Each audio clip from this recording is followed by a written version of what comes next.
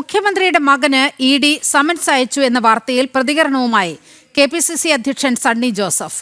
Vivek Kiran summons ലംഘിച്ചോ എന്ന് മുഖ്യമന്ത്രി വിശദീകരിക്കണമെന്നും സണ്ണി ജോസഫ് ആവശ്യപ്പെട്ടു. ഇതിനുശേഷം നിയമ നടപടി ആലോചിക്കുമെന്നും സണ്ണി ജോസഫ് പറഞ്ഞു. കേരളത്തെ നടുക്കിക്കൊണ്ടാണ് ഒരു വാർത്ത ഇന്ന് വന്നത്.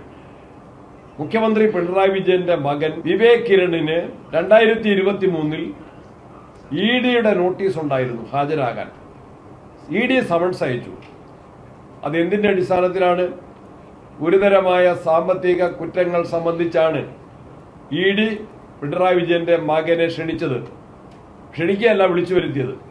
വിളിച്ചു വരുത്താൻ നോട്ടീസ് അയച്ചത്. ആ നോട്ടീസിന്റെ കോപ്പി, അതിൽ അഡ്രസ് എന്താണ്? Vivek Kiran son of Pinarayi Vijayan, Cliff House, Kerala എന്നതാണ് ആ നോട്ടീസിലെ അഡ്രസ്.